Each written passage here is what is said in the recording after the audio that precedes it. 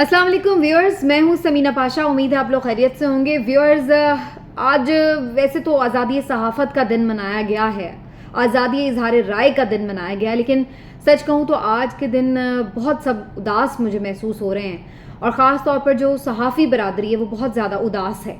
और उसकी वजह ये कि आज जो सबसे ज़्यादा एक शख्स सबको याद आ रहा है वो है अरशद शरीफ शहीद। तो ये आज़ादी सहाफ़त का जो दिन था, बुनियादी तौर पर आप कह सकते हैं कि अरशद शरीफ शहीद के नाम रहा है।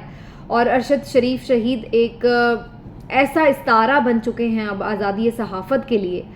और जब तक हम उनके साथ काम करते रहे, वो हमारे साथ मौजूद थे, तब तक बहुत सारी चीज़ें ऐसी थी कि जिसको आप बहुत सारे लोग क्रिटिसाइज़ भी करते हैं, बहुत सारे लोग ऑब्जेक्शन भी करते हैं, लेकिन असल हकीकत की बात यही है जिससे कोई इनकार नहीं कर सकता कि अरशद शरीफ शहीद ने अपने स्टांस के ऊपर इतना डट के खड़े होना कबूल किया कि उन्होंने जान गंवा दी, लेकिन अपना जो मौक़िफ़ था उसको नहीं छोड़ा।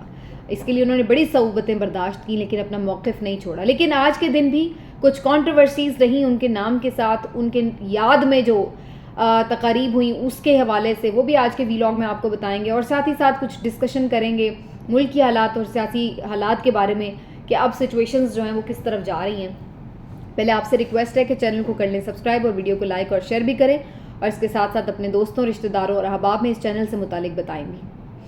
पहले मैं ज़रा अरशद शरीफ शहीद साहब की ज़रूर बात करना चाह रही हूँ, क्योंकि आज बुनियादी तौर पर मैं ख़ुद एक उदास दिल के साथ ये वीलॉग कर रही हूँ, क्योंकि एक ऐसा शख्स जो वाक़तन आप कह सकते हैं कि मेहनत करके इन्वेस्टिगेटिव जर्नलिज्म में एक इस्तारा बन चुका था, उसको किस तरह से बेईमाना तरीके से कत्ल किया गया, वो भी दयारे गैर में, और फिर उसके बाद उसके कत्ल को छुपाने में, उसकी इन्वेस्टिगेशन को रुकवाने में जिस हद तक रियासत पाकिस्तान जा सकती थी वो गई। ये एक अंदोनाक मामला है। इस वाक़ये ने सिर्फ ये नहीं कि अरशद शरीफ शहीद का कत्ल है और बस जी उसके ऊपर हम रो लें कि चलो जी एक शख्स हमारी बरादरी का चला गया, बल्कि ये वो वाक़या है जिसने अवाम का और रियासत का जो रिश्ता था उसे कमज़ोर किया, जिसने अवाम का एतमाद रियासत के इदारों पर से उठा दिया है। हर कोई रियासत के इदारों को मशकूक नज़र से देख रहा है कि कौन है इस कत्ल के पीछे और कौन है जो इस कत्ल की तहकीकात भी नहीं होने दे रहा। तो ये एक ऐसा वाक़या था कि जो रियासत और अवाम के दरमियान जो एक बॉन्डिंग आप कह सकते हैं थोड़ी बहुत थी, उसको भी ये तोड़ गया है। और ये बॉन्डिंग अगर वापस किसी को चाहिए तो फिर उसके लिए बड़ा ज़रूरी है कि अरशद शरीफ शहीद के कातिलों को कैफरे किरदार तक पहुँचाया जाए, और रियासत हमें ये करती हुई नज़र आए कि वो खुद चाहती है खालिस नीयत के साथ कि अरशद शरीफ शहीद के कातिल भले वो कितने ही ताकतवर क्यों ना हो, और वो ताकतवर हैं जो दयारे गैर में जाकर इस तरह से उसको कत्ल करवा सकते हैं, वो कितने ताकतवर होंगे।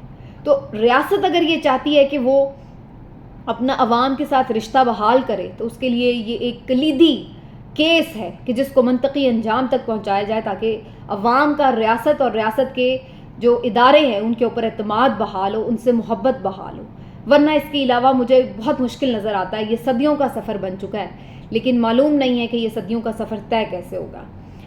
व्यूअर्स, अरशद शरीफ शहीद साहब जब यहाँ पर थे, उनके ऊपर 20 मुकदमात दर्ज थे गद्दारी के और पकड़ने का, गिरफ्तारी का, और उसके बाद उन्हें जलील करने का पूरा प्लान था, और ये बात वो जान चुके थे। और इसी वजह से उन्होंने मुल्क से जाने में आफियत जानी कि कुछ अरसा वो दूर हो जाएं यहाँ के हालात से। अगरचे यहाँ से अपनी मट्टी से आप रिश्ता तो नहीं तोड़ सकते, लेकिन कम से कम दयारे गैर में बैठकर आप अपने जो काम है वो कर सकें, और फिर जब यहाँ पे कुछ मामलात शायद नॉर्मलाइज हों तो वापस लौट सकें।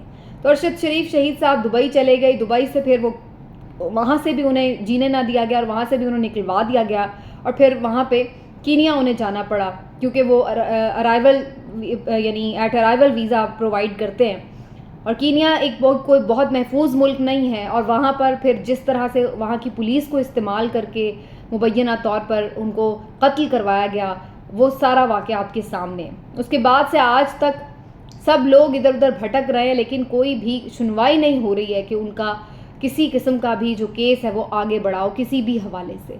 सुप्रीम कोर्ट ने भी दुहाई दे दे के हम यानी अवाम ने, तो फिर उन्होंने नोटिस लिया, लेकिन इसके बावजूद भी मामला आगे नहीं बढ़ा।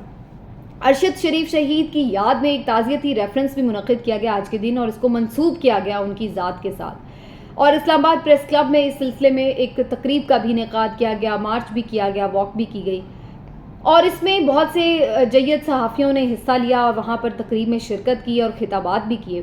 لیکن وہاں پر کچھ ایسے لوگ بھی موجود تھے جو ہماری ہی برادری کی کالی بھیڑیں ہیں، جن کو آپ کہہ سکتے ہیں بڑا کلیئرلی کہ یہ بڑے بے حس اور موقع پرست قسم کے صحافی ہیں، اور جن کے بارے میں یہ کہنے میں ہمیں کوئی عار نہیں ہے کہ بظاہر ایسا لگتا ہے کہ یہ اندھی نفرت یا انتقام یا پھر معلوم نہیں، یہ میں تھوڑا سا محفوظ اس میں کہ کسی ایجنڈے کے تحت باقاعدہ لگے ہوئے ہوتے ہیں. اور ایسے ہی ہم نے دیکھا کہ جب ارشد شریف شہید یہاں سے تشریف لے گئے، باہر چلے گئے، جلا وطن ہو گئے، تو اس پر انہوں نے بھپتیاں کسی، مذاق اڑایا، تبرے اڑائے، طنز کیا کہ دیکھیں جی یہ تو بڑے ٹکر کے لوگ بنتے تھے، دیکھیں جی یہ بڑے شیر بنتے تھے، دیکھیں جی یہ تو اس طرح سے چلے گئے جی ملک چھوڑ کر، کرتے نہ ذرا یہاں رہ کر برداشت چیزیں انہیں پتہ چلتا، بڑے یہ صحافی، بڑے یہ اپنے آپ کو انقلابی صحافی کہتے ہیں، نظریاتی صحافی کہتے ہیں، تو کرتے نہ برداشت. تو اس قسم کی مذاق اڑائے گئے. کسی نے انہیں ISPR کا ٹاؤٹ کہا، کسی نے کہا کہ جی یہ تو جب آپ کو بناتے ہیں تو پھر وہ انہی کے ہاتھوں آپ بگڑتے بھی ہیں، پھر وہی آپ کی قسمت کا فیصلے بھی کرتے ہیں. تو اس قسم کی باتیں کی گئیں، اور جب وہ چلے گئے تو ان کا مذاق اڑایا گیا کہ جی یہ بزدل ہیں، یہ چلے گئے ملک چھوڑ کر. آج افسوس کی بات یہ ہے کہ ان میں سے کچھ صحافی ہمیں وہاں پر دکھے، اور وہ وہاں پر آ کے بڑے آزادی اظہار رائے کے چیمپئن بنے ہوئے تھے. وہ آ کے بڑے یہاں پر لوگوں کو بھاشن دے رہے تھے اور بڑے تصوے بہا رہے تھے ارشد کی یاد میں، کہ جیسے وہ بڑے ان کے کوئی دکھ میں مبتلا ہوں ان کے قتل پر. اچھا، تو پھر جب وہ گئے تھے تو آپ کس منہ سے مذاق اڑا رہے تھے؟ میں خاص طور پہ نام لینا چاہوں گی غریدہ فاروقی صاحبہ کی ٹویٹ آن ریکارڈ ہیں اس حوالے سے کہ جو انہوں نے باتیں کی تھی، اور آج وہ وہاں پر خطاب کر رہی تھی. مطلب اگر آپ اس وقت کہہ بھی گئے تھے تو کم از کم آپ اتنے گٹس تو رکھیں کہ آپ اپنی اس بات کا، شرمندگی کا احساس تو کریں کہ ہاں بھائی، اظہار تو کریں کہ میں نے اس وقت غلط کہا، ایسا نہیں ہونا چاہیے تھا. آج آپ کے بڑے چیمپئن بن کے آزادی اظہار رائے کے اور لوگوں کو بھاشن دینے بیٹھ گئے. تو یہ ہوا ہے. وہاں پر بہت سارے صحافیوں نے اس پر احتجاج بھی کیا اور بوائیکاٹ کیا، اور اس کے بعد وہاں پر عمران ریاض خان صاحب بھی موجود تھے، اور بہت سارے صحافی یہ ڈیمانڈ کر رہے تھے کہ وہ بھی بوائیکاٹ کریں اور سٹیج ان کے ساتھ شیئر نہ کریں جنہوں نے ارشد کا مذاق اڑایا تھا. لیکن عمران ریاض کو شاید یہ لگا کہ آزادی اظہار رائے کی بات ہو رہی تو ہر کسی کو اپنی بات کرنے کا، اظہار کرنے کا حق حاصل ہے. تو اس پہ اب ان سے بھی بہت سے لوگ خفا ہیں، اور انہوں نے اس چیز کو مائنڈ کیا کہ جی ارشد شریف شہید کے آپ اتنے کلوز تھے، اور آپ خود کہتے ہیں کہ ان کی جو جتنی بھی وہ ساری جدوجہد تھی اس میں جتنا ان کا کردار تھا عمران ریاض کا، وہ سب اس پہ بھی بات کرتے ہیں. تو پھر سب لوگ یہ کہتے ہیں کہ جی آپ کو اس میں شامل نہیں ہونا چاہیے تھا. خیر، ان کا کیا پوائنٹ آف ویو تھا وہ سامنے آ جائے گا، لیکن بہرحال یہ ایک افسوسناک امر تھا. اور میرے خیال سے اب بھی، میں نے ایک دفعہ پہلے بھی یہ ٹویٹ کیا تھا کہ آج تک بھی ہمارے بہت سارے صحافی، بہت سارے ان میں نامور صحافی بھی ہیں کہ جب کسی کے ساتھ کوئی واقعہ پیش آ رہا ہے تو وہ اگر مذمت بھی کرتے ہیں تو وہ مذمت بھی اس طریقے سے کرتے ہیں کہ جناب ہاں ویسے تو جب یہ واقعہ ہوا تھا ہمارے ساتھ تو انہوں نے ایسے کیا تھا، لیکن پھر بھی ہم مذمت کر دیتے ہیں، یا پھر کہہ دیتے ہیں ویسے تو یہ صحافی ہیں ہی نہیں، ہم انہیں صحافی تو نہیں سمجھتے، لیکن پھر بھی شاید ایسا ان کے ساتھ نہیں ہونا چاہیے. مطلب بہت ہی مری مکی قسم کی مذمت کرتے ہیں. تو آج بھی یہ ٹرینڈ باقی ہے، اور یہ اسی طرح اگر آپ لوگ کرتے رہے تو پھر آپ کے ساتھ یہی ہوتا رہے گا ہر طرح کے صحافیوں کے ساتھ، چاہے وہ آپ اس گروپ کے ہیں، اس گروپ کے ہیں، آپ کی رائے کوئی بھی ہو، لیفٹ کی ہو، رائٹ کی ہو.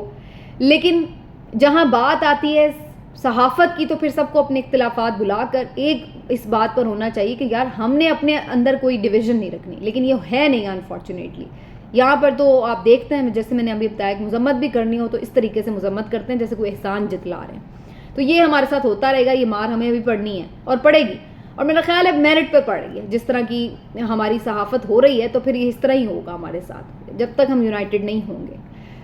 یہ تو ہو گیا جی صحافت کی بات. اب ذرا بات ہو جائے جو ناکام ہو گئے ہیں مذاکرات. میں پہلے دن سے آپ کو کہہ رہی ہوں، سب باتیں آن ریکارڈ ہیں، یہ مذاکرات ناکام ہی ہونے تھے، ان کی قسمت ہی ناکامی تھی، کیونکہ جب نیت ہی صحیح نہ ہو کسی کام کی تو پھر وہ کیسے منزل تک پہنچ سکتا ہے راستہ. تو بالکل یہی صورتحال رہی وہاں پر.